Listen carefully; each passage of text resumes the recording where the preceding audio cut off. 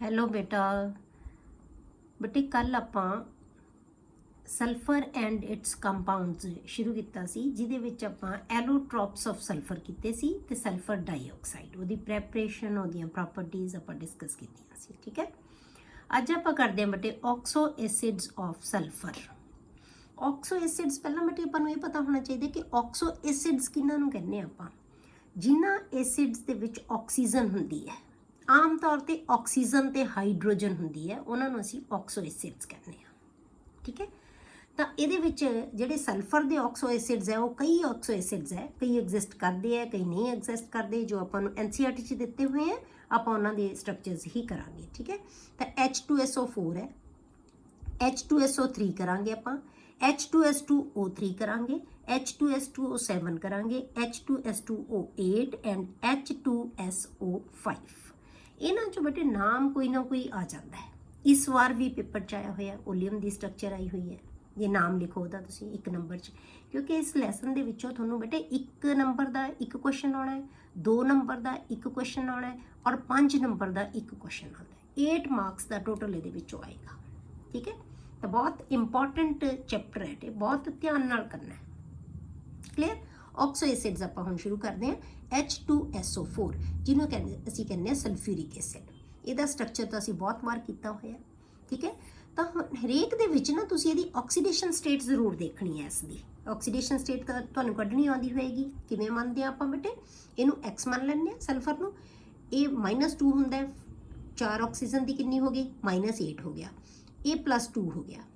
Hydrogen ਦੀ ਇੱਕ oxidation state ਹੁੰਦੀ ਹੈ, +1 ਹੁੰਦੀ ਹੈ। -8 ਚੋਂ +2 ਜੇ ਮਾਈਨਸ ਹੋ ਜਾਏਗਾ ਤਾਂ ਕੀ ਰਹਿ ਗਿਆ, +6। ਤੇ ਇਹਦੀ ਆਕਸੀਡੇਸ਼ਨ ਸਟੇਟ ਕੀ ਹੋਗੀ ਬੇਟੇ, +6। ਇਹ ਆਪਦੀ ਮੈਕਸਿਮਮ ਸਟੇਟ 'ਚ ਹੈ। ਕਲੀਅਰ।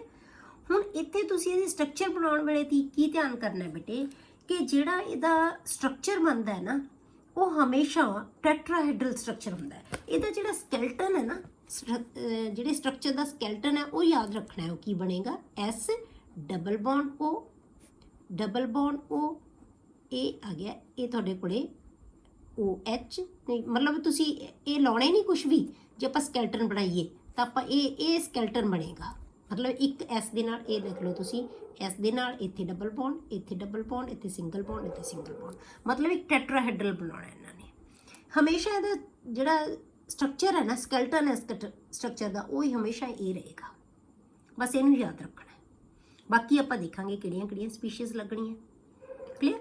ਹੁਣ ਜਿਵੇਂ H2SO4 ਦੇ ਵਿੱਚ ਆਪਾਂ ਸਟਰਕਚਰ ਬਣਾਇਆ, ਤੇ ਆਪਾਂ ਕੀ ਕਰਾਂਗੇ, 2 ਡਬਲ ਬੌਂਡ ਨਾਲ 2, ਹਮੇਸ਼ਾ ਇੱਕ ਡਬਲ ਬੌਂਡ ਨਾਲ O ਤਾਂ ਇਹਦੇ 'ਚ ਆਉਣਾ ਹੀ ਆਉਣਾ ਹੈ। ਜਿੱਥੇ ਵੀ ਤੁਹਾਡੇ ਕੋਲੇ ਇਹਦੇ ਆਕਸੋ ਐਸਿਡਸ ਆਉਣਗੇ ਨਾ, ਜਿਹੜੇ ਸਲਫਰ ਦੇ, ਉਹ ਇੱਕ S ਤੇ ਡਬਲ ਬੌਂਡ O ਆਏਗਾ ਹੀ ਆਏਗਾ। ਬਾਕੀ ਤੁਸੀਂ ਦੇਖੋ ਹੁਣ ਕਿੰਨੀਆਂ, ਉਹਨੇ ਬਣਾਉਣ ਦਾ ਮੈਥਡ ਕਿਵੇਂ, ਯਾਦ ਕਿਵੇਂ ਰੱਖਣਾ ਬੇਟੇ ਤੁਸੀਂ। ਜੇ ਆਪਾਂ ਲਿਖ ਲਈਏ H2SO4, H ਕਿੰਨੇ ਹੈ ਬੇਟੇ, H 2 ਹੈ, S ਕਿੰਨਾ ਹੈ, 1 ਹੈ, O ਕਿੰਨੇ ਹੈ ਬੇਟੇ, 4 ਹੈ। ਠੀਕ ਹੈ, O ਕਿੰਨੇ ਹੈ, 4 ਹੈ। ਜਦੋਂ ਹੁਣ ਇਸ ਸਟਰਕਚਰ ਬਣਾਉਣਾ, ਮੈਂ ਤੁਹਾਨੂੰ ਕਿਹਾ ਸਕੈਲਟਨ ਸਟਰਕਚਰ ਤਾਂ ਉਹੀ ਰਹੇਗਾ, ਸਕੈਲਟਨ ਸਟਰਕਚਰ ਉਹੀ ਰਹੇਗਾ। ਮਤਲਬ ਕਿ ਆ ਚੀਜ਼ ਰਹਿਣੀ ਹੈ। S ਤਾਂ ਆਪਾਂ ਲਾਤਾ। H ਹਮੇਸ਼ਾ O ਦੇ ਨਾਲ ਅਟੈਚ ਹੋਏਗਾ, H ਹਮੇਸ਼ਾ O ਦੇ ਨਾਲ।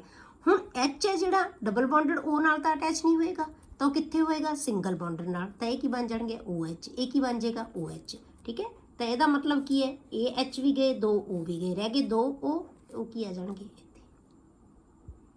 ਮਤਲਬ ਬਹੁਤ ਆਸਾਨੀ ਨਾਲ ਆਪਾਂ ਇਹਦੇ ਸਟਰਕਚਰ ਹੈ ਜਿਹੜਾ ਉਹ ਬਣਾ ਸਕਦੇ ਹਾਂ। ਤਾਂ ਇਹ ਕੀ ਬਣ ਗਿਆ ਸਟਰਕਚਰ, H2SO4 ਦਾ।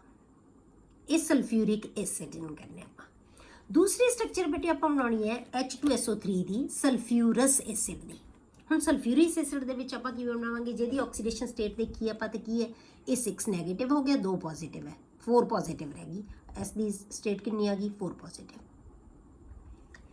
ਠੀਕ ਹੈ, ਜਦੋਂ ਤਾਂ ਬੇਟੇ ਜਿਹੜੀ 6 ਤੱਕ ਹੈ, ਮਤਲਬ ਮੈਕਸੀਮਮ ਸਟੇਟ 'ਚ ਹੈ, ਤਾਂ ਉਦੋਂ ਸਲਫਰ ਦੇ O ਦੇ ਨਾਲ ਬੌਂਡ ਹੀ ਬਣਨਗੇ, SO। ਠੀਕ ਹੈ, ਜਾਂ ਜੇ ਨਾਲ S ਹੋਵੇ ਤਾਂ SOS ਬਣ ਸਕਦਾ ਹੈ। ਜੇ ਘੱਟ ਆਕਸੀਡੇਸ਼ਨ ਸਟੇਟ ਹੈ, SS ਦੇ ਨਾਲ S ਦਾ ਵੀ ਬੌਂਡ ਬਣ ਸਕਦਾ ਹੈ। ਪਰ ਇੱਕ ਗੱਲ ਯਾਦ ਰੱਖਣੀ ਹੈ, ਜੇ S ਜਿਹੜੀ ਇਹਦੀ ਆਕਸੀਡੇਸ਼ਨ ਸਟੇਟ ਇਹਦੀ ਮੈਕਸਿਮਮ ਸਟੇਟ ਤੋਂ ਜ਼ਿਆਦਾ ਹੋ ਜਾਵੇ ਨਾ, ਮੈਕਸਿਮਮ ਸਟੇਟ ਕਿੰਨੀ ਹੁੰਦੀ ਹੈ ਬੇਟੇ, +6। क्योंकि ਇਹਦੀ -2 ਤੋਂ ਲੈ ਕੇ ਇਸ ਗਰੁੱਪ ਦੀ ਆਕਸੀਡੇਸ਼ਨ ਸਟੇਟ ਕਿੰਨੀ ਹੁੰਦੀ ਹੈ -2 ਤੋਂ ਲੈ ਕੇ +6 ਤੱਕ। ਤਾਂ S ਦੀ ਮੈਕਸਿਮਮ ਸਟੇਟ ਹੈ ਜਿਹੜੀ ਉਹ ਆਕਸੀਡੇਸ਼ਨ ਸਟੇਟ +6 ਹੈ। ਜੇ ਇਸ ਤੋਂ ਵੀ ਐਕਸਟੈਂਡ ਹੋ ਜਾਵੇ ਤਾਂ ਉਦੋਂ ਹਮੇਸ਼ਾ ਇਹ ਪਰ ਆਕਸਾਈਡ ਬਣਾਏਗਾ, मतलब कि 2 O ਹੋਣਗੇ, ठीक है। S ਦੇ ਨਾਲ 2 O जुड़े हुए होणगे, ਇਹ याद रखना बस, बाकियां च तो कोई प्रॉब्लम ही नहीं आनी ਤੁਹਾਨੂੰ। ਹੁਣ ਆਪਾਂ SO3 ਦੀ ਸਟਰਕਚਰ ਬਣਾਉਣੀ ਹੈ। ਹੁਣ SO3 ਦੇ ਵਿੱਚ ਆਪਾਂ ਕਿਵੇਂ ਬਣਾਵਾਂਗੇ ਬੇਟੇ, H2SO3, H ਕਿੰਨੇ ਹੈ 2 ਹੈ, S 1 ਹੈ, O ਕਿੰਨੇ ਬੇਟੇ ਆਪਣੇ ਕੋਲੇ 3 ਹੈ, ਠੀਕ ਹੈ। ਆਪਾਂ ਸਟਰਕਚਰ ਉਹੀ, ਸਕੈਲਟਨ ਉਹੀ ਰੱਖਣਾ ਆਪਾਂ। ਹੁਣ H ਦੇਖੋ ਜਿੰਨੇ ਉਹ O ਨਾਲ ਹੀ ਅਟੈਚ ਹੋਣਗੇ। S ਤਾਂ ਆਪਾਂ ਬਣਾ ਲਿਆ, S ਤਾਂ ਲਿਖਤਾ। ਹੁਣ 2 O ਤਾਂ H ਦੇ ਨਾਲ ਆਉਣੇ, ਇਹ ਆ ਜਾਏਗਾ, ਇਹ ਆ ਜਾਏਗਾ, ਠੀਕ ਹੈ, OH ਸੌਰੀ, ਠੀਕ ਹੈ। ਹੁਣ ਆ ਗਿਆ ਇੱਕ, ਇਹ ਗਿਆ, ਇਹ ਗਿਆ, ਇਹ ਗਿਆ, ਇੱਕ O ਰਹਿ ਗਿਆ। ਹੁਣ ਇੱਕ ਪਾਸੇ ਤਾਂ ਅਸੀਂ ਇਹ ਲਗਾਤਾ। ਹੁਣ ਦੂਜਾ O ਹੈ ਬੇਟਾ ਜਿਹੜਾ ਇੱਥੇ ਲੱਗਿਆ ਹੋਇਆ ਸੀ, ਇਹ ਆਪਣੇ ਇਲੈਕਟ੍ਰੋਨ ਲੈ ਕੇ ਚਲਿਆ ਗਿਆ, ਇਹਦੇ ਕੋਲ ਇਲੈਕਟ੍ਰੋਨ ਦਾ ਪੇਅਰ ਬਚ ਗਿਆ। ਹੁਣ ਇਹ ਬੌਂਡ ਡਬਲ ਬੌਂਡ ਬਣਾਉਣਾ ਸੀ ਆਕਸੀਜਨ ਨਾਲ, ਪਰ ਹੁਣ ਆਕਸੀਜਨ ਤਾਂ ਇਹਦੇ ਕੋਲੇ ਹੈ ਨਹੀਂ, ਤਾਂ ਇਹ ਕੀ ਬਣ ਗਿਆ, ਲੋਨ ਪੇਅਰ ਬਣ ਗਿਆ। ਇੱਥੇ ਕੀ ਆ ਜਾਏਗਾ, ਲੋਨ ਪੇਅਰ। ਸਕੈਲਟਨ ਉਹੀ ਰਹਿਣਾ, ठीक है। तो इतने की आ जाएगा लोन पेयर ऑफ इलैक्ट्रॉन, मतलब कि ऑक्सीजन अपने इलैक्ट्रॉन लैके चली गई, है नहीं ऑक्सीजन तो इतने, तो ये की आ गया लोन पेयर ऑफ इलैक्ट्रॉन आ गया। स्ट्रक्चर फिर वही होएगा, मतलब देख लेना तुसी एटम्स कितनी है तुहाडे कोल, क्लियर। ये बन गया बेटे H2SO3 का स्ट्रक्चर। हुण आपां बनाना H2S2O3, H2S2O3 जिन्हों कहने असीं थायोसल्फ्यूरिक एसिड। ਹੁਣ ਇਹਦੇ ਨਾਲ ਨਾਮ ਤੋਂ ਹੀ ਯਾਦ ਰੱਖਣਾ ਬੇਟੇ, ਜਿੱਥੇ ਥਾਇਓ ਲੈਣੇ ਹੁੰਦੇ ਆ ਨਾ ਅਸੀਂ, ਤਾਂ ਉਹ ਹੈ ਜਿਹੜਾ ਉਹ S ਨਾਲ ਕਨਵਰਟ ਹੋ ਜਾਂਦਾ ਹੈ। ਇੱਕ O ਹੈ ਜਿਹੜਾ ਉਹ S ਨਾਲ ਕਨਵਰਟ ਹੋ ਜਾਂਦਾ ਹੈ, ਉਹਨੂੰ ਥਾਇਓ ਕਹਿ ਦਿੰਦੇ ਆ, ਥਾਇਓ ਸਲਫਿਊਰਿਕ ਐਸਿਡ। ਹੁਣ ਸਲਫਿਊਰਿਕ ਐਸਿਡ ਹੀ ਵਾਲੀ ਸਟਰਕਚਰ ਬਣੇਗੀ ਬਿਲਕੁਲ, ਪਰ ਉੱਥੇ ਕੀ ਆ ਜਾਣਾ, ਇੱਕ O ਦੀ ਥਾਂ ਤੇ ਇੱਕ S ਆ ਜਾਏਗਾ, ਕਿਉਂਕਿ S2 ਹੈ, H2S2O3, ਇੱਕ O ਹੈ ਜਿਹੜਾ ਉਹ S ਨਾਲ ਕਨਵਰਟ ਹੋ ਗਿਆ, ਉਹਨੂੰ ਤਾਂ ਹੀ ਥਾਇਓ ਸਲਫਿਊਰਿਕ ਐਸਿਡ ਕਹਿੰਦੇ ਆ। ਆਕਸੀਡੇਸ਼ਨ ਸਟੇਟ ਕੱਢੋ कितनी आएगी, O दे -6 हो गया, +2 हो गया, कितना रह गया 4 नेगेटिव का बच गया।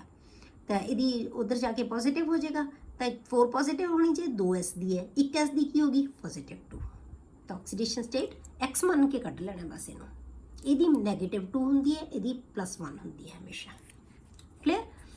ਹੁਣ ਆਪਾਂ ਇਹਦੀ ਸਟਰਕਚਰ ਕੀ ਬਣਾਤੀ ਬੇਟੇ, ਜੋ ਸਲਫਿਊਰਿਕ ਐਸਿਡ ਦੀ ਬਣਾਈ ਸੀ, ਡਬਲ ਬੌਂਡ O ਸੀ, ਇੱਕ O ਨੂੰ ਕਾਹਦੇ ਨਾਲ ਰਿਪਲੇਸ ਕਰਤਾ ਸੀ, S ਨਾਲ, ਤਾਂ ਇਹ ਕੀ ਬਣ ਗਿਆ, ਥਾਇਓ sulphuric acid, same sulphuric acid ਵਾਲੀ ਆ ਗਈ। ਹੁਣ ਇਹ ਐਸਿਡਸ ਕਿਉਂ ਹੈ, ਕਿਉਂਕਿ ਜਿਹੜਾ H O ਦੇ ਨਾਲ ਅਟੈਚ ਹੋਇਆ ਹੋਇਆ ਇਹ ਰਿਪਲੇਸ ਕਰ ਸਕਦੇ ਆ, ਇਸ ਕਰਕੇ ਇਹਨਾਂ ਨੂੰ ਅਸੀਂ ਪ੍ਰੋਟਿਕ ਐਸਿਡ, ਇਹ ਪ੍ਰੋਟੋਨ ਰਿਲੀਜ਼ ਕਰ ਸਕਦੇ ਆ। ਇਹ ਕਿੰਨੇ ਕਰ ਸਕਦਾ, 2, ਇਸ ਕਰਕੇ ਡਾਈਪ੍ਰੋਟਿਕ ਹੈ, 2 H ਆਇਨ ਦੇ ਸਕਦਾ ਹੈ। इसी तरह सल्फ्यूरिक एसिड 2 H आयन दे सकता है, सानू पता है कि 2 H आयन दिंदा है, ठीक है। तो इनू असी एसिड कहते हैं, जिन्ने प्रोटोन जिन्ने O दे नाल H अटैचड है ये रिलीज कर सकता है, क्लियर।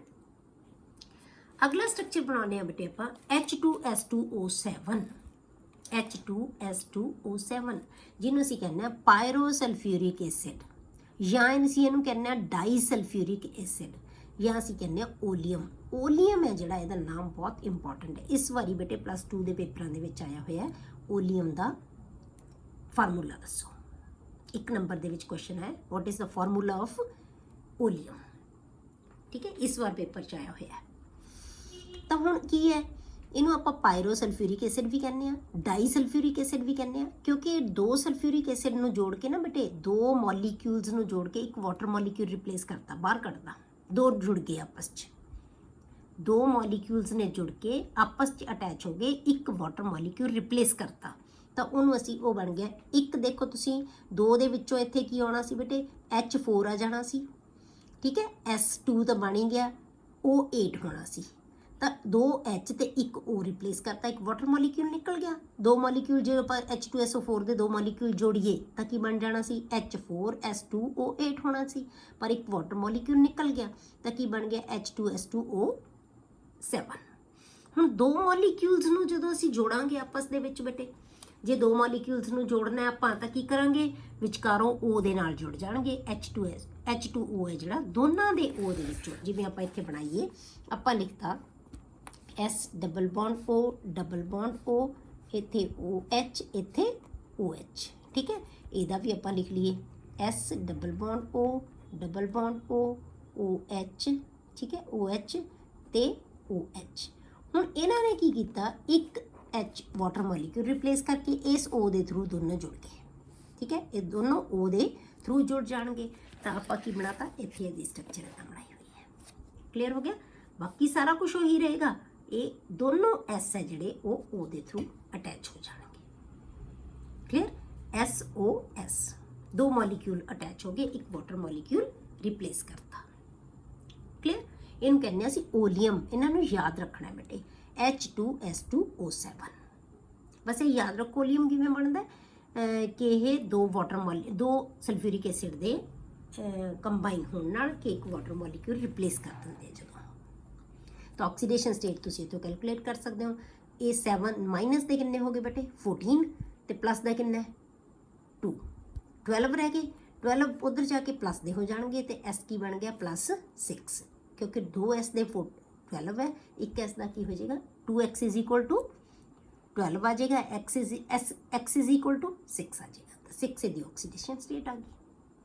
ਕਲੀਅਰ। ਉਸ ਤੋਂ ਬਾਅਦ ਆਪਾਂ ਕਰਨਾ ਬੇਟੇ H2S2O8। ਹੁਣ ਆਪਾਂ H2S2O8 ਕਰਨਾ ਹੈ। ਇਹਨੂੰ ਕਹਿੰਦੇ ਆਪਾਂ ਬੇਟੇ ਕਿ ਪਰ ਆਕਸੋ ਡਾਈਸਲਫਿਊਰਿਕ ਐਸਿਡ। ਇਹਨੂੰ ਕਹਿੰਦੇ ਅਸੀਂ ਪਰ ਆਕਸੋ ਡਾਈਸਲਫਿਊਰਿਕ ਐਸਿਡ, ਠੀਕ ਹੈ। ਪਰ ਆਕਸੋ ਮੈਂ ਤੁਹਾਨੂੰ ਕਿਹਾ ਸੀ ਕਿ ਇਹਦੀ ਆਕਸੀਡੇਸ਼ਨ ਸਟੇਟ ਕੈਲਕੂਲੇਟ ਕਰਕੇ ਦੇਖੋ, ਜਦੋਂ ਮੈਕਸਿਮਮ ਤੋਂ ਵੱਧ ਗਈ ਤਾਂ ਤੁਹਾਡੇ ਕੋਲੇ ਪਰ ਆਕਸਾਈਡ ਦਾ ਜਿਹੜਾ ਬੌਂਡ ਹੈ ਉਹ ਬਣੇਗਾ, ਡਬਲ O ਦਾ ਬੌਂਡ ਬਣੇਗਾ। ਤਾਂ ਇਸੇ ਕਰਕੇ ਇਹਨੂੰ ਪਰ ਆਕਸੋ ਡਾਈਸਲਫਿਊਰਿਕ ਐਸਿਡ ਕਹਿੰਦੇ ਆ। ਮਤਲਬ ਇੱਕ O ਫालतू ਹੋਏਗਾ, ਇੱਕ O ਹੈ ਜਿਹੜਾ ਉਹ ਜ਼ਿਆਦਾ ਹੋਏਗਾ, ਬਾਕੀ ਠੀਕ ਹੈ, ਠੀਕ ਹੈ। ਤਾਂ ਆਕਸੀਡੇਸ਼ਨ ਸਟੇਟ ਕੀ ਜੇ ਆਪਾਂ ਕੈਲਕੂਲੇਟ ਕਰੀਏ, ਉਹ ਨੈਗੇਟਿਵ ਦਾ ਕਿੰਨਾ ਹੋ ਗਿਆ 16, ਪੋਜ਼ਿਟਿਵ ਦਾ ਕਿੰਨਾ 2, ਤਾਂ ਉਧਰ ਜਾ ਕੇ ਕੀ ਹੋ ਜਾਏਗਾ S2 = 2x = ਕਿੰਨਾ ਆ ਗਿਆ ਬੇਟੇ 14 ਦੇ, ਤੇ 1x ਕਿੰਨਾ ਆ ਗਿਆ 7 ਦੇ। 7 ਆਕਸੀਡੇਸ਼ਨ ਸਟੇਟ ਆ ਗਈ ਇਹਦੀ।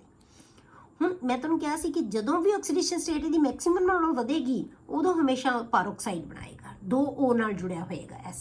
ਤਾਂ ਹੁਣ ਜਿਵੇਂ ਆਪਾਂ ਉੱਪਰ ਬਣਾਇਆ ਸੀ ਬੇਟੇ, ਇਹਦੇ 1 O ਲਾਇਆ ਸੀ, ਇਹਦੇ S ਦੇ ਨਾਲ 2 O ਲਗਾ ਕੇ ਦੂਸਰਾ ਮੋਲੀਕਿਊਲ ਲਗਾ ਦੋ। ਸੇਮ ਇਹ ਕੀ ਬਣ ਜਾਏਗਾ ਪਰ ਆਕਸੋ ਡਾਈਸਲਫਿਊਰਿਕ ਐਸਿਡ। ਹੁਣ ਆ ਗਿਆ H2SO5। H2SO5 ਇਹਨੂੰ ਕਹਿੰਦੇ ਅਸੀਂ ਪਰ ਆਕਸੋ ਮੋਨੋਸਲਫਿਊਰਿਕ ਐਸਿਡ, ਠੀਕ ਹੈ। ਇੱਕ ਨਾ ਇਹਦਾ ਯਾਦ ਰੱਖਣਾ ਬੇਟੇ, ਸੱਚ ਨਾਮ ਇਹਦਾ, ਇਹਨੂੰ ਧਿਆਨ ਕਰੋ ਤੁਸੀਂ, ਪਰ ਆਕਸੋ ਡਾਈਸਲਫਿਊਰਿਕ ਐਸਿਡ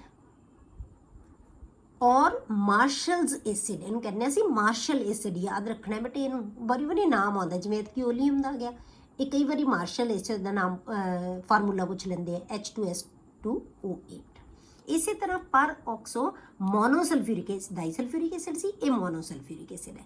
ਮਤਲਬ ਇੱਕੋ ਹੀ ਅਸੀਂ ਸਲਫਿਊਰਿਕ ਐਸਿਡ ਲਵਾਂਗੇ, ਪਰ ਇੱਕ ਜਿਹੜਾ O ਹੈ ਨਾ S ਦੇ ਨਾਲ 2 O ਲੱਗੇ ਹੋਏ ਹੋਣਗੇ, ਫਿਰ ਉਹਦੇ ਨਾਲ H ਅਟੈਚ ਹੋਏਗਾ, ਠੀਕ ਹੈ। ਮੈਂ ਤੁਹਾਨੂੰ ਕਿਹਾ ਕਿ ਜਿੱਥੇ ਵੀ ਉਹਦੀ ਆਕਸੀਡੇਸ਼ਨ ਸਟੇਟ ਵਧੇਗੀ ਉਹ ਹਮੇਸ਼ਾ 2 O ਨਾਲ। ਇੱਥੇ ਵੀ ਦੇਖੋ ਤੁਸੀਂ, ਨੈਗੇਟਿਵ ਦਾ ਕਿੰਨਾ ਹੋ ਗਿਆ 10 ਮਾਈਨਸ ਕਰੋ 8 ਦੇ ਵਿੱਚ ਆ ਗਈ ਇਹਦੀ ਆਕਸੀਡੇਸ਼ਨ ਸਟੇਟ, ਫਿਰ 6 ਨਾਲੋਂ ਵੱਧ ਹੈ, ਤਾਂ ਉੱਥੇ ਹਮੇਸ਼ਾ S ਦੇ ਨਾਲ 2 O ਲੱਗਣਗੇ। ਤਾਂ ਇਹ ਕੀ ਬਣ ਜਾਏਗਾ, ਇਹਨੂੰ ਕਹਿੰਦੇ ਅਸੀਂ ਕਾਰੋਜ਼ ਐਸਿਡ, ਪਰ ਆਕਸੋ ਮੋਨੋਸਲਫਿਊਰਿਕ। ਇਹ ਪਰ ਆਕਸੋ ਡਾਈਸਲਫਿਊਰਿਕ ਐਸਿਡ ਸੀ, ਇਹ ਪਰ ਆਕਸੋ ਮੋਨੋਸਲਫਿਊਰਿਕ ਐਸਿਡ ਹੈ, ਠੀਕ ਹੈ।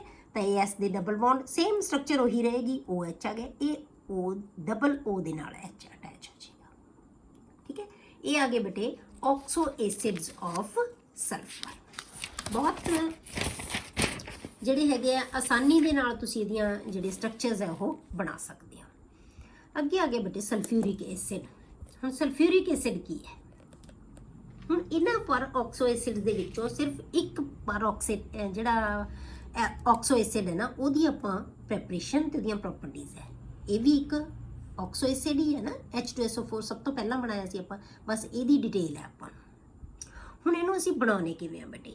ਇਹਦੀ ਇੰਪੋਰਟੈਂਟ ਬਹੁਤ ਹੈ, ਇਹਦੀ ਮੈਨੂਫੈਕਚਰਿੰਗ ਹੈ ਜਿਹੜੀ, ਉਹ ਅਸੀਂ ਕੰਟੈਕਟ ਪ੍ਰੋਸੈਸ ਦੇ ਨਾਲ ਬਣਾਈ ਜਾਂਦੀ ਹੈ। ਕੁਐਸਚਨ ਕਈ ਵਾਰੀ ਇਹ ਆ ਜਾਂਦਾ ਹੈ ਕਿ ਐਕਸਪਲੇਨ ਕਰੋ ਕੰਟੈਕਟ ਪ੍ਰੋਸੈਸ ਨੂੰ, ਠੀਕ ਹੈ। ਇਹ 5 ਨੰਬਰ 'ਚ ਜਿਹੜਾ ਕੁਐਸਚਨ ਆਉਂਦਾ ਨਾ, ਉਹ 'ਚੋਂ 3 ਨੰਬਰ 'ਚ ਇਹ ਆ ਜਾਂਦਾ ਹੈ ਕਿ ਸਲਫਿਊਰਿਕ ਐਸਿਡ ਦੀ ਮੈਨੂਫੈਕਚਰ ਨੂੰ ਤੁਸੀਂ ਕੰਟੈਕਟ ਪ੍ਰੋਸੈਸ ਨੂੰ ਜਾਂ ਤੁਸੀਂ ਐਕਸਪਲੇਨ ਕਰੋ। ਹੁਣ ਇਹਦੇ ਬਟੇ ਜਿਹੜੀ ਕੰਟੈਕਟ ਪ੍ਰੋਸੈਸ ਹੈ ਨਾ, ਇਹਦੇ 3 ਸਟੈਪ ਹੁੰਦੇ ਆ। 3 ਸਟੈਪਸ ਦੇ ਵਿੱਚ ਇਹ ਰਿਐਕਸ਼ਨ ਹੁੰਦਾ ਹੈ, ਜਿਹੜੀ ਇਹਦੀ ਮੈਨੂਫੈਕਚਰਿੰਗ ਹੁੰਦੀ ਹੈ। ਸਭ ਤੋਂ ਪਹਿਲਾਂ ਪ੍ਰੈਪਰੇਸ਼ਨ ਆਫ SO2। SO2 ਨੂੰ ਅਸੀਂ ਪ੍ਰਪੇਅਰ ਕਰਦੇ ਹਾਂ, ਕਿਉਂਕਿ SO2 ਤੋਂ ਬਣਾਇਆ ਜਾਂਦਾ ਹੈ। ਸਲਫਿਊਰਿਕ ਐਸਿਡ ਨੂੰ ਅਸੀਂ SO2 ਤੋਂ ਬਣਾਉਂਦੇ ਹਾਂ। ਪਹਿਲਾਂ ਅਸੀਂ SO2 ਬਣਾਵਾਂਗੇ। ਹੁਣ ਬੀਤੇ ਪਿੱਛੇ ਆਪਾਂ SO2 ਹੀ ਕਰਕੇ ਹਟਿਆ, ਕੱਲ੍ਹ ਵਾਲੇ ਲੈਕਚਰ 'ਚ ਆਪਾਂ SO2 ਦੀ ਪ੍ਰੈਪਰੇਸ਼ਨ ਕੀਤੀ ਸੀ ਆਪਾਂ। ਹੁਣ ਇੱਥੇ ਪ੍ਰੈਪਰੇਸ਼ਨ ਕਿਵੇਂ ਕੀਤੀ ਜਾਂਦੀ ਹੈ ਬੇਟੇ ਇਹਦੀ? ਜਾਂ ਤਾਂ ਬਰਨਿੰਗ ਕਰਕੇ ਸਲਫਰ ਦੀ, ਜਾਂ ਅਸੀਂ ਸਲਫਾਈਡ ਓਰ ਦੀ ਰੋਸਟਿੰਗ ਕਰਕੇ। ਹੁਣ ਮੈਂ ਤੁਹਾਨੂੰ ਕਿਹਾ ਸੀ ਕਿ ਜਦੋਂ ਆਪਾਂ ਇੰਡਸਟਰੀਅਲ ਪ੍ਰੈਪਰੇਸ਼ਨ ਕਰਦੇ ਹਾਂ ਤਾਂ ਆਪਾਂ ਕਿਹੜਾ ਮੈਥਡ ਯੂਜ਼ ਕਰਦੇ ਹਾਂ ਬੇਟੇ? ਆਹ ਵਾਲਾ ਕਿਹਾ ਸੀ ਨਾ ਕੱਲ। ਤਾਂ ਇਹੀ ਮੈਥਡ ਨੂੰ ਯੂਜ਼ ਕੀਤਾ ਜਾਂਦਾ ਇਹਨੂੰ ਬਣਾਉਣ ਵਾਸਤੇ। FeS2 ਆਇਰਨ ਪਾਇਰਾਈਡਸ ਲੈ ਲਿਆ, ਉਹਦੀ ਆਕਸੀਡੇਸ਼ਨ ਕੀਤੀ ਤਾਂ ਕੀ ਬਣ ਗਿਆ? Iron oxide plus sulphur dioxide. ਇਹ ਸਲਫਰ ਡਾਈਆਕਸਾਈਡ ਇਹ ਵੀ ਲਿਖ ਦੋਗੇ, ਗਲਤ ਨਹੀਂ ਹੋਏਗਾ, ਠੀਕ ਹੈ। Sulphur plus oxygen gives sulphur dioxide. ਹੁਣ ਆਪਾਂ ਪਹਿਲਾ ਸਟੈਪ ਤਾਂ ਇਹ ਹੈ ਕਿ ਸਲਫਰ ਡਾਈਆਕਸਾਈਡ ਬਣਾ ਲਈ। ਦੂਜਾ ਸਟੈਪ ਕੀ ਹੈ ਬੇਟੇ? ਅਸੀਂ ਸਲਫਰ ਡਾਈਆਕਸਾਈਡ ਦੀ ਆਕਸੀਡੇਸ਼ਨ ਕਰਨੀ ਹੈ ਟੂ ਸਲਫਰ ਟ੍ਰਾਈਆਕਸਾਈਡ। ਸਲਫਰ ਟ੍ਰਾਈਆਕਸਾਈਡ ਦੇ ਵਿੱਚ oxidation of SO2 to SO3। ਹੁਣ ਆਪਾਂ SO3 ਬਣਾਉਣਾ ਹੈ। ਹੁਣ ਇਹਦੀ ਕੀ ਹੈ? ਇਹ ਵੀ ਆਪਾਂ ਪ੍ਰੋਪਰਟੀਜ਼ ਦੇ ਵਿੱਚ ਕੀਤਾ ਸੀ ਕਿ ਜਦੋਂ SO2 ਦੀ ਅਸੀਂ ਆਕਸੀਡੇਸ਼ਨ ਕਰਦੇ ਹਾਂ, ਹਮੇਸ਼ਾ ਇੱਕ ਕੈਟਾਲਿਸਟ ਵੈਨੇਡੀਅਮ ਪੈਂਟਾਆਕਸਾਈਡ ਦੀ ਪ੍ਰੈਜ਼ੈਂਸ ਦੇ ਵਿੱਚ ਹੀ ਹੁੰਦੀ ਹੈ। ਇਹ ਵੀ ਆਪਾਂ ਕੱਲ ਰਿਐਕਸ਼ਨ ਕੀਤਾ ਸੀ, ਜੇ ਤੁਹਾਨੂੰ ਯਾਦ ਹੋਵੇ ਤਾਂ। Clear? SO2 plus O2 gives 2SO3। ਇਹ ਬੇਟੇ ਇੱਕ ਐਗਜ਼ੋਥਰਮਿਕ ਰਿਐਕਸ਼ਨ ਹੁੰਦਾ ਹੈ, ਕਿਉਂਕਿ ਡੈਲਟਾ H ਇਹਦੇ ਕੀ ਹੈ? ਨੈਗੇਟਿਵ ਹੈ। This reaction is exothermic and reversible. ਇਹ ਰਿਵਰਸੀਬਲ ਵੀ ਹੁੰਦਾ ਹੈ। ਜੇ ਇਹ ਰਿਵਰਸੀਬਲ ਹੈ, ਫਿਰ ਸਾਨੂੰ ਕੀ ਹੈ? ਕੰਡੀਸ਼ਨਸ ਲਾਉਣੀਆਂ ਪੈਣਗੀਆਂ ਤਾਂ ਕਿ ਸਾਡੀ ਪ੍ਰੋਸੈਸ ਫਾਰਵਰਡ ਡਾਇਰੈਕਸ਼ਨ ਦੇ ਵਿੱਚ ਜਾਏ। ਤਾਂ ਆਪਾਂ ਕੀ ਹੈ? ਲੀ ਚੈਟਲੀਅਰਸ ਪ੍ਰਿੰਸੀਪਲ ਕਰਿਆ ਹੋਇਆ, ਠੀਕ ਹੈ। ਉਹਦੇ ਅਕੋਰਡਿੰਗ ਆਪਾਂ ਕੀ ਕਰਾਂਗੇ ਕਿ ਜਦੋਂ ਵੀ ਕੋਈ ਐਕਸੋਥਰਮਿਕ ਰਿਐਕਸ਼ਨ ਹੁੰਦਾ ਹੈ ਤਾਂ ਜੇ ਅਸੀਂ ਫਾਰਵਰਡ ਡਾਇਰੈਕਸ਼ਨ 'ਚ ਲੈ ਕੇ ਜਾਣਾ ਹੈ ਤਾਂ ਅਸੀਂ ਟੈਂਪਰੇਚਰ ਨੂੰ ਮਿਨੀਮਮ ਰੱਖਾਂਗੇ, ਟੈਂਪਰੇਚਰ ਉਹਦਾ ਲੋ ਰੱਖਾਂਗੇ। ਦੂਜੀ ਚੀਜ਼ ਕੀ ਰੱਖਾਂਗੇ? ਕਿਉਂਕਿ ਸਾਡਾ ਰਿਐਕਸ਼ਨ ਉਸ ਪਾਸੇ ਜਾਵੇ ਜਿੱਧਰ ਜਿਹੜੇ ਨੰਬਰ ਆਫ ਮੋਲਸ ਘਟ ਰਹੇ ਆ ਤਾਂ ਇਸ ਪਾਸੇ ਘਟ ਰਹੇ ਆ, ਤਾਂ ਆਪਾਂ ਪ੍ਰੈਸ਼ਰ ਨੂੰ ਵਧਾ ਕੇ ਰੱਖਾਂਗੇ। ਇਹਦਾ ਮਤਲਬ ਲੋ ਟੈਂਪਰੇਚਰ ਐਂਡ ਹਾਈ ਪ੍ਰੈਸ਼ਰ, ਇਹ ਦੋ ਕੰਡੀਸ਼ਨਸ ਦੇ ਨਾਲ ਫਾਰਵਰਡ ਡਾਇਰੈਕਸ਼ਨ 'ਚ ਰਿਐਕਸ਼ਨ ਜਾਈ ਜਾਏਗਾ। ਇਹ ਚੀਜ਼ਾਂ ਦਾ, ਇਸ ਸਟੈਪ ਦਾ ਬਹੁਤ ਧਿਆਨ ਰੱਖਣਾ ਹੈ, ਕਿਉਂਕਿ ਇਹ ਰਿਵਰਸੀਬਲ ਵੀ ਹੈ ਤੇ ਐਕਸੋਥਰਮਿਕ ਵੀ ਹੈ। ਕਲੀਅਰ ਹੋ ਗਿਆ? ਤਾਂ SO3 ਜਦੋਂ ਸਾਡੇ ਕੋਲੇ ਬਣ ਗਿਆ, ਹੁਣ ਆਪਾਂ ਕੰਡੀਸ਼ਨਸ ਦਿੱਤੀਆਂ ਹੋਈਆਂ ਤਾਂ therefore low temperature and high pressure are the favorable conditions for maximum yield. 720 Kelvin temperature and 2 bar pressure, ਇੰਨੇ ਤੇ ਇਹ ਜਿਹੜੀ ਫਾਰਵਰਡ ਡਾਇਰੈਕਸ਼ਨ ਦੇ ਵਿੱਚ ਰਿਐਕਸ਼ਨ ਹੈ ਜਿਹੜਾ ਉਹ ਚੱਲੀ ਜਾਏਗਾ। ਕਲੀਅਰ? ਹੁਣ ਤੀਸਰਾ ਸਟੈਪ ਆਪਾਂ ਕੀ ਕਰਦੇ ਹਾਂ ਬੇਟੇ ਦੇ ਵਿੱਚ? ਐਬਜ਼ੌਰਪਸ਼ਨ of SO3 in H2SO4 to give oleum। ਹੁਣ ਆਪਾਂ ਕਹਾਂਗੇ H2SO4 ਹੀ ਤਾਂ ਅਸੀਂ ਬਣਾਉਣਾ ਹੈ, H2SO4 ਹੀ ਦੇ ਅਸੀਂ ਲੈ ਰਹੇ ਹਾਂ ਜਿਹਦੇ ਉੱਤੇ ਇਹ ਐਬਜ਼ੌਰਬ ਹੋਏਗਾ। ਪਰ ਬੇਟੇ ਜੇ ਅਸੀਂ SO3 ਦੀ ਵੀ ਸਕਦੇ ਹਾਂ ਵਾਟਰ ਨਾਲ, ਹਾਈਡਰੋਲਿਸਿਸ ਕਰ ਦਿਓ ਸਿੱਧੀ, H2S ਜਿਹੜਾ SO3 ਦੇ ਵਿੱਚ ਵਾਟਰ ਪਾ ਦਿਓ ਤਾਂ ਕੀ ਬਣ ਜਾਏਗਾ? H2SO4 ਬਣ ਜਾਏਗਾ। ਇਹ ਰਿਐਕਸ਼ਨ ਹੈ, ਠੀਕ ਹੈ। ਪਰ ਇਹ ਇੰਨਾ ਜ਼ਿਆਦਾ ਮਤਲਬ ਇੰਨੀ ਜ਼ਿਆਦਾ ਐਕਸੈਸ ਦੇ ਵਿੱਚ ਹੀਟ ਨਿਕਲਦੀ ਹੈ ਬੇਟੇ ਇਹਦੇ ਵਿੱਚੋਂ, ਪੱਕੇ ਐਗਜ਼ੋਥਰਮਿਕ ਹੋਏਗਾ, ਇੰਨੀ ਜ਼ਿਆਦਾ ਨਿਕਲੇਗੀ ਕਿ ਉਹਦੇ ਨਾਲ ਵੈਪਰਸ ਬਣ ਜਾਂਦੇ ਆ ਐਸਿਡ ਦੇ।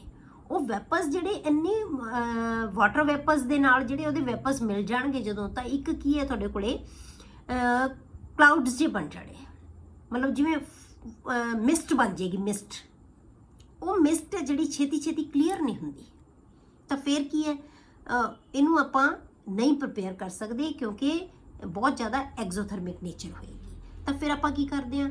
SO3 ਦੇ ਵਿੱਚ ਥੋੜਾ ਜਿਹਾ ਅਸੀਂ ਪਿਓਰ H2SO4 ਪਾ ਦਿੰਦੇ ਹਾਂ।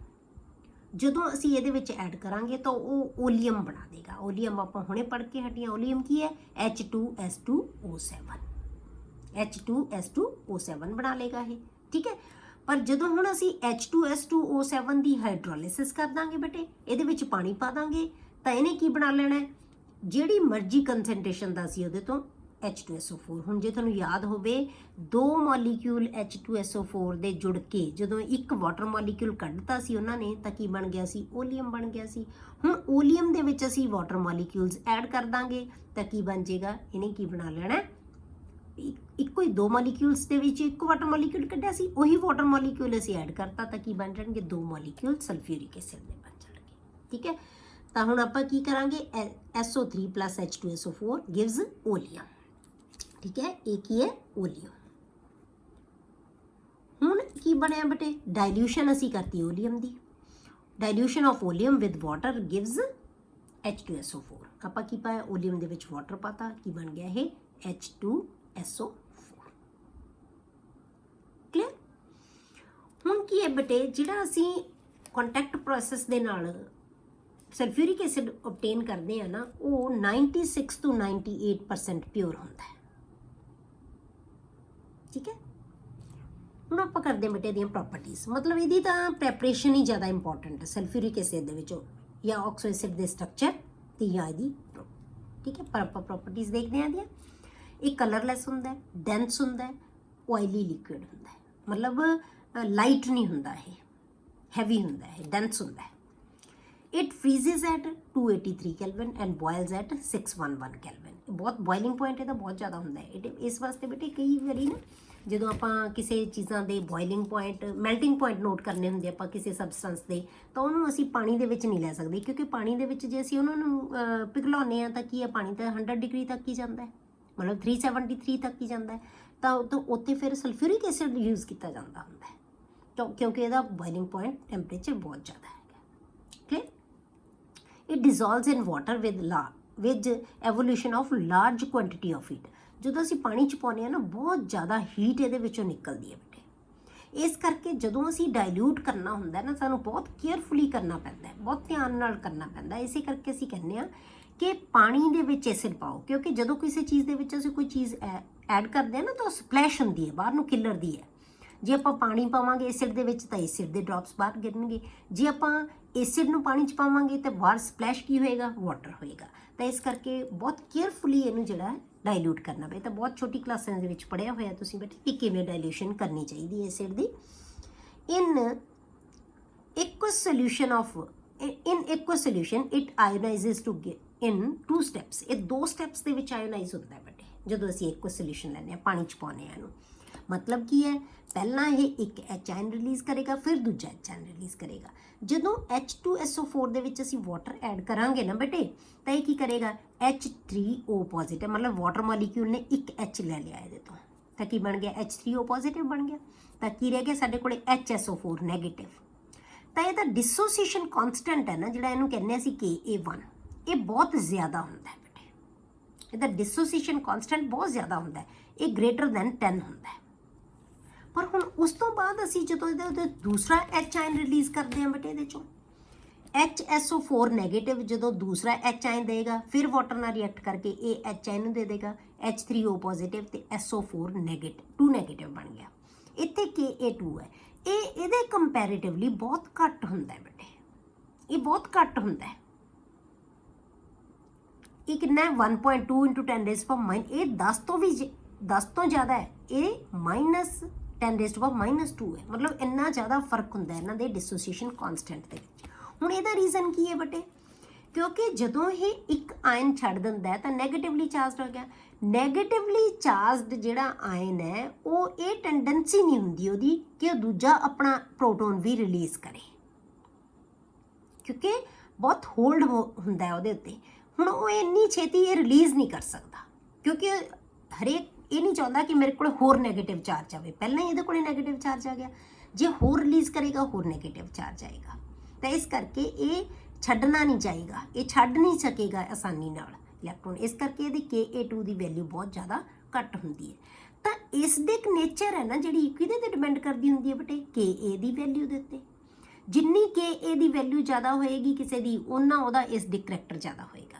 ਇਸ ਕਰਕੇ H2SO4 ਹੈ ਨਾ ਜਿਹੜਾ, ਉਹਦੀ ਜਿਹੜਾ ਇਹ ਇਸ ਤਰ੍ਹਾਂ ਨਾਲ ਜ਼ਿਆਦਾ ਡਿਸੋਸੀਏਟ ਹੁੰਦਾ ਹੈ, HSO4 ਬਣਾ ਕੇ ਜ਼ਿਆਦਾ ਇਹਦੀ ਐਸਿਡਿਕ ਨੇਚਰ ਹੈ। ਕਿਉਂ, ਕਿਉਂਕਿ Ka ਦੀ ਵੈਲਿਊ ਇੱਥੇ ਬਹੁਤ ਜ਼ਿਆਦਾ ਹੈ। Large value of Ka1 means H2SO4 dissociate largely into H positive and HSO4 negative। ਬਹੁਤ ਜ਼ਿਆਦਾ ਇਹੀ ਬਣਾਉਂਦਾ ਹੈ। ਤੁਸੀਂ ਪਹਿਲਾਂ ਵੀ ਆਪਾਂ ਪੜ੍ਹੇ ਹੋਏ ਦੇਖੋ, ਆਰਗੈਨਿਕ ਕੰਪਾਊਂਡਸ ਜਾਂ ਕਿਤੇ ਵੀ ਅਸੀਂ ਐਸਿਡ ਲੈਣਾ ਹੋਵੇ ਤਾਂ ਇਹ H ਆਇਨ ਹੀ ਦਿਖਾਉਂਦੇ ਹਾਂ ਆਪਾਂ ਵੀ H ਆਇਨ ਇਹਨੇ ਦੇਤਾ, ਇਹੀ ਲਿਖਦੇ ਆ ਨਾ ਆਪਾਂ। ਜਿੱਥੇ ਵੀ H ਆਇਨ ਇਹਨੇ ਛੱਡਤਾ HSO4 ਨੈਗੇਟਿਵ ਰਹਿ ਜਾਂਦਾ ਹੈ। ਕਲੀਅਰ ਹੋ ਗਈ ਚੀਜ਼। Because greater is the value of Ka, dissociation constant, ਇਹਨੂੰ ਆਪਾਂ ਕਹਿੰਦੇ ਹਾਂ dissociation constant, stronger is the acid. ਜਿੰਨੀ ਕਿ ਇਹਦੀ ਵੈਲਿਊ ਜ਼ਿਆਦਾ ਹੋਏਗੀ ਉਨਾ ਸਟਰੋਂਗਰ ਐਸਿਡ ਹੋਏਗਾ। ਇਸ ਕਰਕੇ ਇਹ ਜਿਹੜਾ ਹੈਗਾ ਇੱਕ H ਆਇਨ ਆਸਾਨੀ ਨਾਲ ਰਿਲੀਜ਼ ਕਰੇਗਾ, ਕਿਉਂਕਿ ਉੱਤੇ ਕਿ ਇਹਦੀ ਵੈਲਿਊ ਹੈ ਜਿਹੜੀ ਉਹ ਕੀ ਹੈ ਬੇਟੇ ਬਹੁਤ ਜ਼ਿਆਦਾ ਹੈ। ਕਲੀਅਰ ਹੋ ਗਿਆ। ਹੁਣ ਇਹ ਜਿਹੜਾ H2SO4 ਹੈ ਨਾ ਜਿਹੜਾ, ਉਹ ਹੁਣ ਰਿਐਕਟ ਕਿਵੇਂ ਕਰੇਗਾ, ਫਾਰਮਸ 2 ਸੀਰੀਜ਼ ਆਫ ਸਾਲਟਸ। ਹੁਣ 2 ਤਰ੍ਹਾਂ ਦੇ ਸਾਲਟ ਬਣਾਏਗਾ ਇਹ, ਕਿਉਂ? ਕਿਉਂਕਿ ਇੱਕ H ਵੀ ਛੱਡ ਸਕਦਾ ਹੈ, 2 H ਵੀ ਛੱਡ ਸਕਦਾ ਹੈ।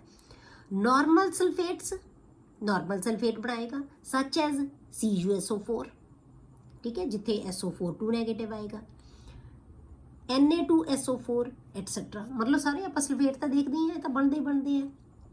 दूसरे किहड़े बनाएगा बेटे? एसिड सल्फेट्स बनाएगा, या असीं कहने हाइड्रोजन सल्फेट कह दिंदे इन्हां नूं, या बाई सल्फेट कह दिंदे, ठीक है। हुण ये किवें बनाएगा? NaHSO4। ਜਦੋਂ ਇਹ ਇੱਕ H ਰਿਲੀਜ਼ ਕਰੇਗਾ ਉਦੋਂ ਇਹ NaHSO4 ਨੈਗੇਟਿਵ ਬਣਾ ਲੇਗਾ ਨਾ, ਤਾਂ Na ਦੇ ਉੱਤੇ ਪੋਜ਼ਿਟਿਵ ਹੈ, HSO4 ਦੇ ਉੱਤੇ ਨੈਗੇਟਿਵ ਹੈ। ਫਾਰਮੂਲਾ ਕੀ ਬਣ ਜਾਏਗਾ? Na। ਜਿਵੇਂ ਆਪਾਂ ਕਾਰਬੋਨੇਟ ਤੇ ਬਾਈਕਾਰਬੋਨੇਟ, ਬਿਲਕੁਲ ਸੇਮ ਚੀਜ਼। ਜਿਵੇਂ NaOH ਲੈ H2SO4 ਤਾਂ ਕੀ ਬਣ ਗਿਆ? ਸੋਡੀਅਮ ਸਲਫੇਟ ਬਣਾ ਲੇਗਾ। ਤਾਂ ਇਹ NaOH H2SO4 ਸੋਡੀਅਮ ਬਾਈਸਲਫੇਟ ਵੀ ਬਣਾ ਲੇਗਾ। ਮਤਲਬ ਦੋਨੋਂ ਤਰ੍ਹਾਂ ਦੇ ਇਹ ਬਣਾ ਸਕਦਾ ਹੈ। Concentrated sulphuric acid is a strong dehydrating agent. एक बहुत स्ट्रॉन्ग डिहाइड्रेटिंग एजेंट है बेटे।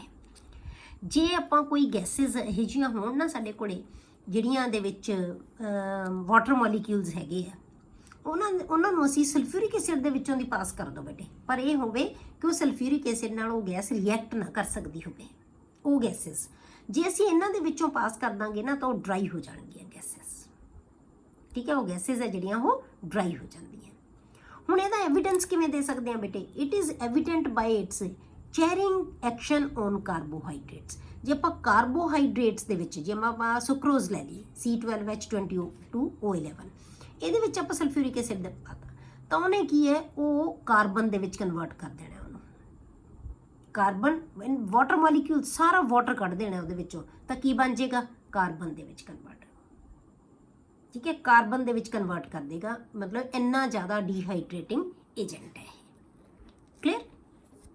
ਉਸ ਤੋਂ ਬਾਅਦ ਬੇਟੇ ਕੀ ਯਾਦ ਰੱਖਣਾ ਤੁਸੀਂ? ਹੌਟ ਕੰਸਨਟ੍ਰੇਟਡ ਸਲਫਿਊਰਿਕ ਐਸਿਡ ਹੈ ਨਾ ਜਿਹੜਾ, ਇਜ਼ ਅ ਸਟਰੋਂਗ ਆਕਸੀਡਾਈਜ਼ਿੰਗ ਏਜੰਟ। ਇਹ ਆਕਸੀਡਾਈਜ਼ਿੰਗ ਏਜੰਟ ਹੈ, ਨਾਈਟ੍ਰਿਕ ਐਸਿਡ ਨਾਲੋਂ ਘੱਟ ਹੈ। ਨਾਈਟ੍ਰਿਕ ਐਸਿਡ ਬਹੁਤ ਜ਼ਿਆਦਾ ਸਟਰੋਂਗ ਆਕਸੀਡਾਈਜ਼ਿੰਗ ਏਜੰਟ ਹੈ, ਇਹ ਵੀ ਆਕਸੀਡਾਈਜ਼ਿੰਗ ਏਜੰਟ ਹੈ। ਇਹ ਮੈਟਲ ਤੇ ਨਾਨ ਮੈਟਲ ਦੋਨਾਂ ਨੂੰ ਆਕਸੀਡਾਈਜ਼ ਕਰ ਦਿੰਦਾ ਹੈ, ਦੋਨਾਂ ਨੂੰ ਹੀ ਆਕਸੀਡਾਈਜ਼ ਕਰ ਸਕਦਾ ਹੈ। ਤੇ ਆਪ ਕੀ ਹੋ ਜਾਏਗਾ? ਰਿਡਿਊਸ ਹੋ ਜਾਏਗਾ। ਆਪ ਰਿਡਿਊਸ ਹੋ ਕੇ ਕੀ ਬਣਾ ਲੇਗਾ? SO2 ਚ ਕਨਵਰਟ ਹੋ ਜਾਏਗਾ, ਠੀਕ ਹੈ। ਮੈਟਲਸ ਨਾਨ ਮੈਟਲਸ ਨੂੰ ਇਹ ਆਕਸੀਡਾਈਜ਼ ਕਰ ਸਕਦਾ ਹੈ ਤੇ ਆਪ ਇਹ ਰਿਡਿਊਸ ਹੋ ਕੇ SO2 ਬਣਾ ਲੇਗਾ।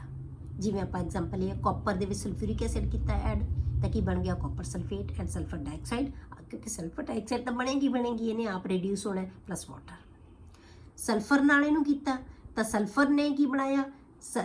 SO2। ਹੁਣ ਆਪ ਵੀ ਸਲਫਰ, ਇਹਦੀ ਆਕਸੀਡੇਸ਼ਨ ਹੋ ਕੇ ਸਲਫਰ ਡਾਈਆਕਸਾਈਡ ਬਣ ਗਿਆ, ਇਹਨੇ ਵੀ ਰਿਡਿਊਸ ਹੋ ਕੇ ਸਲਫਰ ਡਾਈਆਕਸਾਈਡ ਬਣਾਇਆ, ਤਾਂ ਪ੍ਰੋਡਕਟ ਕੀ ਬਣੇਗੀ? ਸਲਫਰ ਡਾਈਆਕਸਾਈਡ ਹੀ ਬਣੇਗੀ, ਠੀਕ ਹੈ, ਪਲੱਸ H2L। ਫਿਰ ਕਾਰਬਨ ਨੇ ਸਲਫਿਊਰਿਕ ਐਸਿਡ ਨਾਲ ਰਿਐਕਟ ਕੀਤਾ, CO2 plus SO2 plus water. Simple reactions ਹੈ ਤਾਂ ਬਿਲਕੁਲ। ਅਗਲਾ ਬੇਟਾ ਕੀ ਹੈ? used to manufacture more volatile acids from their salts। ਜੀ ਬਹੁਤ ਵੋਲਾਟਾਈਲ ਐਸਿਡਸ ਹੈ ਨਾ ਜਿਹੜੇ, ਉਹਨਾਂ ਦੇ ਸਾਲਟਸ ਤੋਂ ਸਲਫਿਊਰਿਕ ਐਸਿਡ ਦੇ ਨਾਲ ਉਹਨਾਂ ਨੂੰ ਪ੍ਰਪੇਅਰ ਕੀਤਾ ਜਾਂਦਾ ਹੈ। ਜੇ ਆਪਾਂ ਕੋਈ ਵੀ ਜਿਹੜਾ ਵੋਲਾਟਾਈਲ ਸਾਲਟ ਹੈ ਉਹਦਾ ਜਿਹੜਾ ਵੋਲਾਟਾਈਲ ਐਸਿਡ ਹੈ ਉਹਦਾ ਅਸੀਂ ਸਾਲਟ ਲੈ ਲਿਆ, ਮੈਟਲ ਦੇ X ਨਾਲ ਰਿਐਕਟ ਜਦੋਂ ਆਪਾਂ ਰਿਐਕਟ ਕਰਿਆ ਸਲਫਿਊਰਿਕ ਐਸਿਡ ਨਾਲ, ਤਾਂ ਉਹਨੇ ਕੀ ਬਣਾ ਲਿਆ? ਆਪਣਾ ਐਸਿਡ ਬਣਾ ਲਿਆ। ਕੀ ਬਣ ਜਾਏਗਾ? HX ਬਣ ਜਾਏਗਾ ਤੇ ਮੈਟਲ ਦਾ ਸਲਫੇਟ ਬਣ ਜਾਏਗਾ। X ਕੀ ਚੀਜ਼ ਹੈ ਬੇਟੇ? Fluorine chlorine nitrate. ਤੇ ਮੈਟਲ M ਕੀ ਹੈ? ਮੈਟਲ ਹੈ।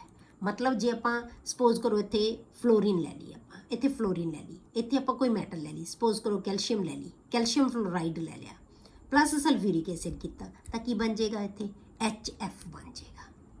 HF ਪਲੱਸ ਇੱਥੇ ਕੀ ਆਏਗਾ? Calcium sulphate. ਕਲੀਅਰ ਹੋ ਗਿਆ? ਤਾਂ ਇੱਥੋਂ ਆਪਾਂ ਹੁਣ ਆਪਾਂ NaCl ਲੈ ਲਿਆ, ਸਲਫਿਊਰਿਕ ਐਸਿਡ, ਤਾਂ ਇਹ ਕੀ ਬਣ ਗਿਆ? ਇੱਥੇ ਕੀ ਬਣ ਜਾਏਗਾ? HCl ਬਣ ਜਾਏਗਾ, ਤਾਂ ਸੋਡੀਅਮ ਦਾ ਸਲਫੇਟ ਬਣ ਜਾਏਗਾ। ਕਲੀਅਰ ਹੋ ਗਿਆ। ਇਹਨਾਂ ਚੋਂ ਕੋਈ ਵੀ ਲੈ ਕੇ ਆਪਾਂ ਮੈਟਲ ਲੈ ਸਕਦੇ ਹਾਂ, ਉਹਦਾ ਸਾਲਟ ਲੈ ਲਿਆ, ਉਹਨੂੰ ਸਲਫਿਊਰਿਕ ਐਸਿਡ ਪਾਇਆ, ਇਦਾਂ ਦਾ ਕੁਐਸਚਨ ਤੁਹਾਨੂੰ ਆ ਸਕਦਾ ਹੈ। ਕੋਈ ਵੀ ਮੈਟਲ ਜਾਂ ਉਹਦਾ ਜਿਹੜਾ ਹੈਗਾ ਸਾਲਟ ਲੈ ਕੇ ਵੀ ਸਲਫਿਊਰਿਕ ਐਸਿਡ 'ਚ ਐਡ ਕਰਾਂਗੇ ਤਾਂ ਕੀ ਬਣੇਗਾ, ਕੀ ਬਣਾਏਗਾ, ਉਹਦਾ ਐਸਿਡ ਬਣ ਜਾਣਾ ਪਲੱਸ ਮੈਟਲ ਦਾ ਸਲਫੇਟ ਬਣ ਜਾਏਗਾ। ਕਲੀਅਰ। ਹੁਣ ਇਹਦੇ ਯੂਜ਼ਸ ਦੇਖਦੇ ਹਾਂ ਬੇਟੇ। ਯੂਜ਼ਸ ਕੀ ਹੈ ਇਹਦੇ ਬੇਟੇ? It is most important industrial chemical. ਇਹ ਮਤਲਬ ਸਭ ਤੋਂ ਜ਼ਿਆਦਾ ਇੰਡਸਟਰੀਅਲ ਕੈਮੀਕਲ ਹੈ ਜਿਹੜਾ, ਬਹੁਤ ਜ਼ਿਆਦਾ ਇੰਪੋਰਟੈਂਟ ਹੈ। ਕਿਸੇ ਕੰਟਰੀ ਦੀ ਜੇ ਦੇਖਣਾ ਹੋਵੇ ਨਾ ਕਿ ਕਿੰਨੀ ਉਹਦੇ ਕੋਲੇ ਮਤਲਬ ਰਿਚ ਹੈ ਉਹ, ਤਾਂ ਉਹ ਕੀ ਹੈ, ਉਹਦੇ ਇੰਡਸਟਰੀ ਕਿੰਨੀ ਜ਼ਿਆਦਾ ਰਿਚ ਹੈ, ਤਾਂ ਉਹਦੇ ਤੋਂ ਦੇਖਿਆ ਜਾਂਦਾ ਹੈ ਕਿ ਉਹਦੇ ਕੋਲੇ ਕਿੰਨੀ ਉਹ ਪ੍ਰੋਡਕਸ਼ਨ ਕਰਦਾ ਹੈ ਸਲਫਿਊਰਿਕ ਐਸਿਡ ਦੀ, ਤੇ ਕਿੰਨੀ ਕੰਜ਼ੰਪਸ਼ਨ ਕਰਦਾ ਹੈ, ਕਿੰਨੀ ਕੰਜ਼ਿਊਮ ਕਰਦਾ ਹੈ ਉਹ। ਠੀਕ ਹੈ, ਤੇ ਇਹਨੂੰ ਕਿਹਾ ਜਾਂਦਾ ਹੈ king of chemicals. Sulphuric acid ਨੂੰ ਕਹਿੰਦੇ ਅਸੀਂ ਕਿੰਗ ਆਫ ਕੈਮੀਕਲਸ। ਹੁਣ ਇਹਨੂੰ ਯੂਜ਼ ਕਿੱਥੇ ਕਰਦੇ ਆ ਬੇਟੇ? In petroleum refining, manufacture of pigments, paints, dye stuffs, detergent industry ਦੇ ਵਿੱਚ ਕੀਤਾ ਜਾਂਦਾ ਹੈ, ਇਨ ਸਟੋਰੇਜ ਬੈਟਰੀਜ਼ ਦੇ ਵਿੱਚ, ਤਾਂ ਤੁਹਾਨੂੰ ਪਤਾ ਹੀ ਹੋਏਗਾ। ਠੀਕ ਹੈ, ਇਹ ਆ ਗਏ ਇਹਦੇ ਯੂਜ਼ਸ। ਇਹ ਬੇਟੇ ਆਪਣਾ 16 ਗਰੁੱਪ ਅੱਜ ਕੰਪਲੀਟ ਹੋ ਗਿਆ। ਕੱਲ ਨੂੰ ਆਪਾਂ ਥੋੜੇ ਜਿਹੇ ਇਹਦੇ ਕੁਐਸਚਨਸ ਡਿਸਕਸ ਕਰਾਂਗੇ, ਕਿਉਂਕਿ ਇਹ ਤੁਹਾਨੂੰ ਕੁਐਸਚਨ ਦੀ ਫਾਰਮ ਦੇ ਵਿੱਚ ਜ਼ਰੂਰ ਆਉਣੇ ਚਾਹੀਦੇ ਆ। ਫਿਰ ਆਪਾਂ ਸ਼ੁਰੂ ਕਰਾਂਗੇ ਗਰੁੱਪ 7।